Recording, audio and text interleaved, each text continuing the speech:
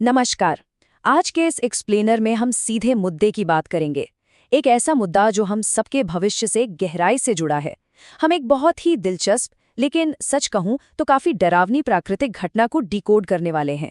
एक ऐसा मंडराता हुआ तूफान जो ग्लोबल लेवल पर मौसम के मिजाज को पूरी तरह से पलट कर रख सकता है और साल 2026 तक एक बहुत बड़े जलवायु संकट का रूप ले सकता है। आगे क्या होने वाला है, ये समझने के लिए जरा इतिहास के पन्नों को पलटते हैं। साल 1877 की भयानक गर्मियां। इस नंबर को देखिए, 2 करोड़। उस साल कोई बड़ा युद्ध नहीं हुआ था, कोई महामारी नहीं फैली थी। फिर भी मौसम की एक विशाल विसंगति के वजह से अकेले भारत में लगभग 2 करोड़ लोगों की जान चली गई थी। ये कोई मामूली बात नहीं है। अब जरा इस पैटर्न पर गौर कीजिए। ये वाकई हैरान करने वाला है।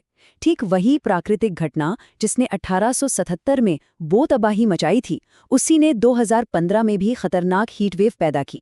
और अब एक्सपर्ट्स और उनके मॉडल्स हमें चेतावनी दे रहे हैं कि यही घटना 2026 में एक मेगा इवेंट बनकर लौट रही है, शायद पिछले 140 सालों का सबसे बड़ा रूप। भाग 1।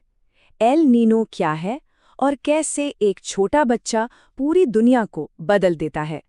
आइए इस विज्ञान को बहुत ही आसान भाषा में समझते हैं।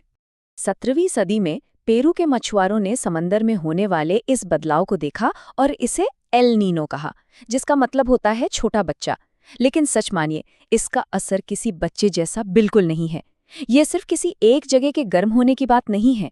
जब प्रशांत महासागर के पूर्वी और मध्य हिस्से का पानी असामान्य रूप से गर्म होता है, तो वहां से इतनी भयानक हीट निकलती है कि वो हमारी पूरी पृथ्वी की हवाओं और बारिश के पैटर्न को पूरी तरह से डिस्टर्ब कर देती है। इसे ऐसे समझते हैं, आमतौर पर ट्रेड विंड्स यानी व्यापारिक हवाएं पश्चिम की तरफ चलती हैं, जो गर्म पानी को ऑस्ट्रेलिया और हमारे भारत की तरफ लाती हैं। इसी से हमें अच्छी बारिश मिलती है। लेकिन एल नीनो के दौरान ये हवाएं एकदम सुस्त पड़ जाती हैं। गर्म पानी दक्षिण अमेरिका के पास ही अटका रह जाता है। नतीजा ये होता है कि जो जीवनदायिनी बारिश हम तक पहुंचनी चाहिए थी, वो बीच समंदर में ही गिर जाती है और भारत में सूखा और भीषण गर्मी छोड़ जाती है।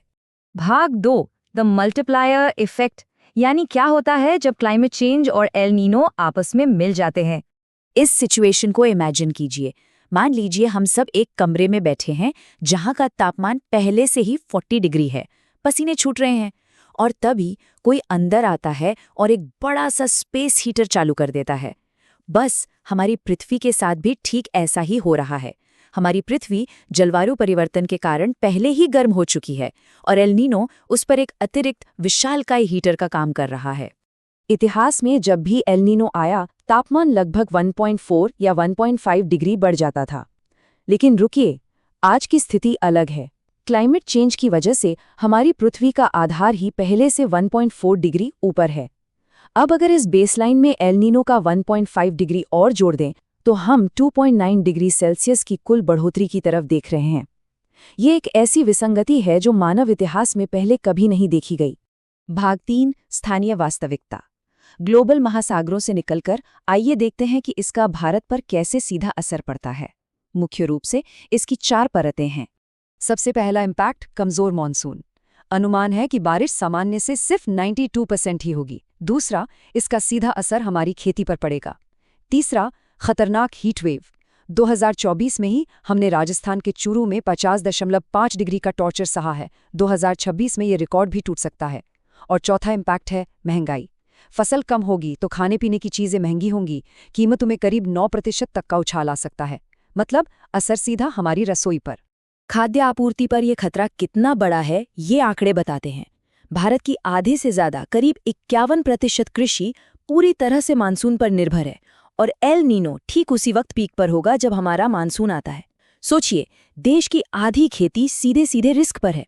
भाग 4, मानवीय कीमत और एसी का विरोधाभास। कंक्रीट के इस जंगल में सरवाइव करना कितना मुश्किल होता जा रहा है, खासकर उन 38 करोड़ लोगों के लिए जो एयर कंडीशनिंग अफोर्ड नहीं कर सकते। हमें अक्सर लगता है कि लू सिर्फ दिन में ही खतरनाक होती है ना? लेकिन असल में कंक्रीट के इन शहरों में अर्बन हीट आइलैंड इफेक्ट के कारण रातें और भी जानलेवा बन जाती हैं। दिन भर कंक्रीट की इमारतें गर्मी सोखती हैं और रात में उसे बाहर निकालती हैं। ऐसे में रात का तापमान गिर नहीं पाता और मानव शरीर को खुद को ठंडा करने और रिकवर होने का मौका ही नहीं मिलता। अगर हम हीट वेव से होने वाली मौतों के आंकड़ों को निष्पक्ष रूप से देखें तो एक बहुत बड़ा कन्फ्यूजन दिखता है। सरकारी एजेंसियों जैसे एनसीआरबी और मौसम विभाग के डेटा में 2000 से 2020 के बीच 10 से 20,000 मौतों का अनुमान है, लेकिन स्वतंत्र शोधकर्ताओं का कहना है कि हर साल करीब 1.5 लाख लोग हीट वेव से अपनी जान गंवाते हैं। दरअसल डेथ सर्टिफिकेट पर अक्सर कार्डियक अरेस्ट या डिहाइड्रेशन लिख दिया जाता है, गर्मी को मुख्य कारण नहीं माना जाता। और इसका एक बहुत बड़ा कारण ये है कि भारत में हीट वेव को आधिकारिक तौर पर अधिसूचित आपदा या नोटिफाइड डिजास्टर माना ही नहीं जाता। नियमों के हिसाब से इसका सीधा मतलब ये हुआ कि सरकार हीट वेव के शिकार लोगों के परिवारों को वो 4 लाख रुपए का मानक मुआवजा देने के लिए बाध्य नहीं है, जो बाढ़ या दूसरी आपदाओं में दिया जाता है। भाग 5, नीतियां और हमारी जमीनी हकीकत। जानलेवा गर्मी से बचने के लिए प्रकृति ने हमें सबसे बेहतरीन टूल दिया है, पेड़। लेकिन हमारे शहर अलग ही दिशा में जा रहे हैं। कुछ निष्पक्ष अध्ययन वाकई चौंकाने वाले आंकड़े पेश करते हैं। 2015 से 2019 के बीच हर 1 स्क्वायर किलोमीटर नए पेड़ लगाने के बदले विकास के नाम पर 18 स्क्वायर किलोमीटर पुराने और बड़े पेड़ काट दिए गए। और जो नए पेड़ लगाए भी गए वो अक्सर अलग थलग जगहों पर हैं, जिनसे पर्यावरण को उतना फायदा नहीं होता। ये डेटा इसलिए इतना अहम है क्योंकि साइंस कहता है कि पुराने बड़े पेड़ों की घनी छांव अपने नीचे के तापमान को 12 डिग्री तक कम कर सकती है। जी हाँ, पूरे 12 डिग्री। मतलब अगर बाहर 47 डिग्री की भयंकर गर्मी है तो पेड़ के नीचे आपको 35 डिग्री का एहसास होगा। कोई भी नया पौधा रातों रात ये काम नहीं कर सकता। भाग 6, भविष्य की तैयारी।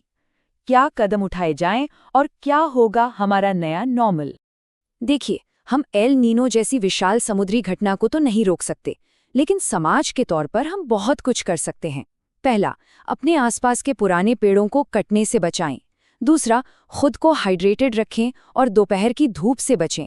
तीसरा, जो लोग बाहर सड़कों पर काम करते हैं उन्हें पीने का पानी और छांव मुहैया कराएं।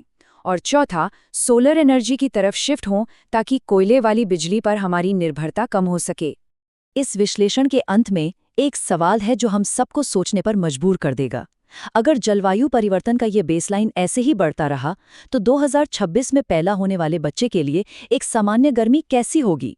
शायद वो पीढ़ी कभी जान ही नहीं पाएगी कि 30 डिग्री वाली सर्दियां या हल्की गर्मियां क्या होती हैं।